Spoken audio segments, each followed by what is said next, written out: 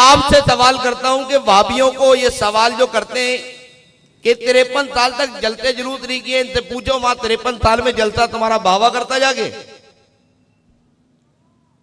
53 साल में जलसा कौन करता भाई? जलसा तो आशिकाने रसूल करेंगे ना, मुहिब्बीन करेंगे, मुखलिसीन करेंगे। तो 53 साल में वहां कौन आ गया जो जलसा करता खड़ा हो गया? बात समझ में आ रही है? तो 53 साल में अगर जश्न विलादत का कोई जलसा नहीं हुआ या जश्न विलादत का कोई जुलूस नहीं निकाला गया तो ये कोई दलील तो नहीं है कि अब जश्न विलादत नहीं मनाएंगे। 40 साल तक तो आप सल्लल्लाहु अलैहि वसल्लम ने अपनी नबूवत का ऐलान ही नहीं किया, इजहार ही नहीं फरमाया। और जब ऐलान नबूवत फरमाया तो जो जो ईमान लाए उनके साथ क्या क्या तकालीफ का दौर गुजरा, ये भी आपके इल्म में है। और सबसे अहम बात यह कि 53 साल में कोई मुनाफिक नहीं था। ऐलान नबूवत के बाद जो ईमान लाता था उसे पता था कि ईमान लाने का मकसद सहरा की तपती हुई रेत पर नंगी पीठ लेटना है, और फिर उस नंगी पीठ को तपती हुई रेत जब जला देती है तो उस पर कोड़े पड़ेंगे, खाल उखड़ जाएगी, चमड़ी निकल जाएगी, चर्बी निकल जाएगी। तो लोग सोच समझकर ईमान लाते थे, लोग सोच समझकर ईमान लाते थे। मक्का में मुनाफिकत नहीं थी। अब जब मक्का से हिजरत की, मदीना मुनव्वरा तशरीफ ले आए, मदीने में कितने साल गुजारे? मैं आपसे पूछ रहा हूं भाई, 10 साल गुजारे। 53 साल जब मक्का में गुजारे तो मक्का में जिन लोगों के साथ 53 साल गुजारे उन्हें ज्यादा तजर्बा था हुजूर अलैहिस्सलाम के बारे में, वो ज्यादा जानते थे, या जिनके साथ 10 साल गुजारे वो ज्यादा जानते थे? भाई मक्का वाले ज्यादा जानते थे ना। तो अब आप गौर फरमाए कि मक्कातुल मुकर्रमा में, मक्कातुल मुकर्रमा में किसी ने यह एतराज नहीं किया कि रसूल को दीवार के पीछे का इल्म नहीं है, रसूल को इल्म गैब नहीं है, रसूल को इख्तियार नहीं है, रसूल हाजिर और नाजिर नहीं है, रसूल में ये ऐब है, रसूल में वो ऐब है। मक्का में कोई ऐसा शख्स नहीं था। मक्कातुल मुकर्रमा में जो ईमान लाने वाले थे वो सारे मुखलिसीन थे, एतराज करने वाले नहीं थे। जब मक्का से हिजरत करके मदीना तशरीफ ले आए तो मदीना में कदम रखते ही निफाक पैदा हो गया, मुनाफिकत पैदा हो गई। और रईसुल मुनाफिकीन अब्दुल्लाह इब्न उबई, उसकी ताज पोशी होने वाली थी, उसे ताज पहनाया जा रहा था, मदीने का बेताज सरदार बनाया जा रहा था। सरकार आली वकार सल्लल्लाहु तआला अलैहि वसल्लम जब अपना चेहरा चमकाते हुए मदीना मुनव्वरा में आपने कदम रखा, अहले मदीना ने जब सूरज को तुलू होते हुए देखा, वद्दुहा का वो चमकता हुआ चेहरा देखा, तो अब्दुल्लाह इब्न उबई को ताज पहनाने के बजाय आका अलैहिस्सलातु वस्सलाम के सर पे रख दिया। अल्लाहु अकबर, या रसूल अल्लाह, या रसूल अल्लाह। नबी करीम अलैहिस्सलाम को बगैर किसी वोट के सारे अहले मदीना ने तस्लीम कर लिया, बगैर किसी झगड़े के। और आपको पता है कि इंसान की फितरत है कि अगर उसके हाथ से रोटी छीन लो तो भाई वो तो दर पे हो जाता है।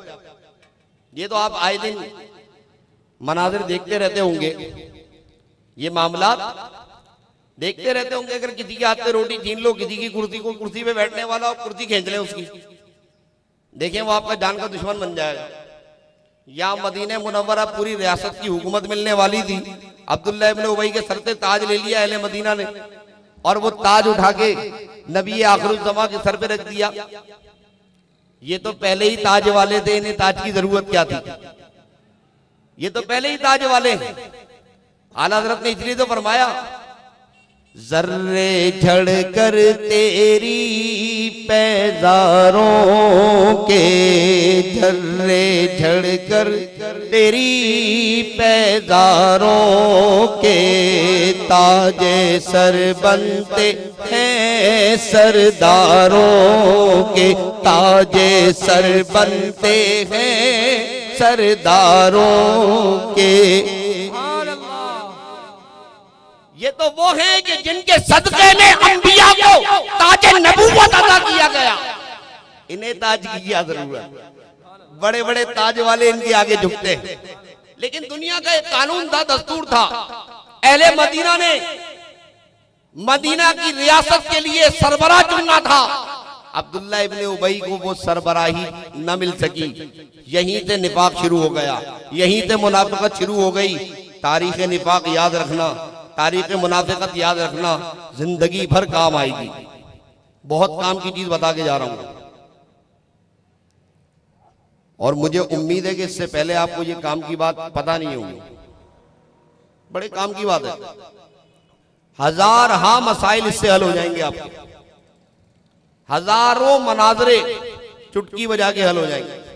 मुखालिफ आपके सामने खड़ा नहीं रह सकता। मदीना मुनव्वरा का पहला साल निफाक यहीं से शुरू हो गया।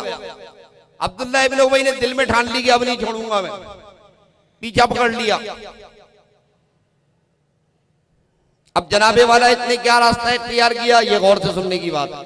इतने रास्ता ये इख्तियार किया कि हुजूर पर ईमान भी ले आया, नमाजें भी पढ़ने लगा, रोजे भी रखने लगा, ज़कात भी देने लगा, बदर की जंग हुई, जिहाद में भी शरीक हो गया। हर जुमा जब रसूलुल्लाह सल्लल्लाहु तआला अलैहि वसल्लम या किसी भी मौके पर आका अलैहिस्सलातु वस्सलाम खिताब फरमाते, सहाबा इकराम की तरबियत फरमाते, तरगीब और तरहीब की बातें करते, अब्दुल्ला इब्ने उबई खड़ा हो जाता बीच में और बीच खिताब में खड़ा होकर ये कहता, लोगों सुनो सुनो, ये अल्लाह के रसूल हैं, ये अल्लाह के सच्चे रसूल हैं, इनकी बात गौर से सुनो। हजरत सैयदना उमर फारूक रज़ी अल्लाह ताला अन्हु आप फरमाते हैं कि उसका खड़ा होना हमें बड़ा नागवार लगता था, क्योंकि हुजूर अलैहिस्सलातु वस्सलाम की दिल नवाज गुफ्तगू जारी और सारी थी। आप सल्लल्लाहु अलैहि वसल्लम के लबों पे जो फूल जड़ रहे होते थे वो रुक जाते थे और हम परागंदा तबीयत हो जाते थे कि ये बीच में खड़ा हो गया, इसकी वजह से सरकार खामोश हो गए, जल्दी से ये बैठे तो हम हुजूर की बातें सुने।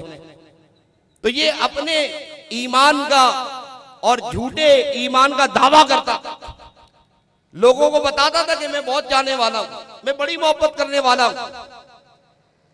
और हजराते सहाबा इकराम इसकी नमाजें देख के दंग रह जाते थे।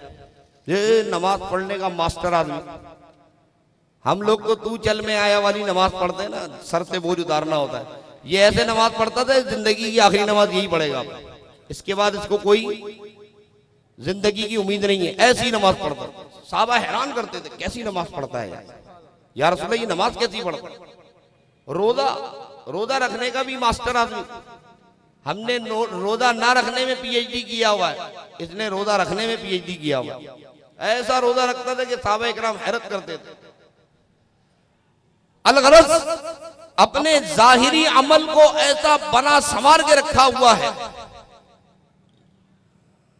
ऐसा बना संवार के रखा हुआ है कि 50 लोग उसकी जाहिरी इबादत को देख करके उसी की हिमायत करते हैं कि नहीं करते? बोलो, बोल के बोलो। आज भी करते हैं, आज भी हम बात करते रहे, लोग हमसे बाद में कहते हैं हजरत आपने ऐसी बात कर दी।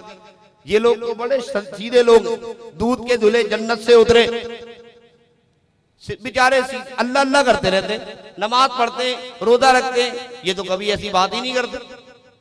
तो भाई मेरी जान, इधर मेरी तरफ तवज्जो करो। ये लोग ऐसी बात क्यों नहीं करते? कभी सोचा भी है बैठ के? रात के अंधेरे में 2 आदमी निकलते हैं, एक चुपचाप दबे पांव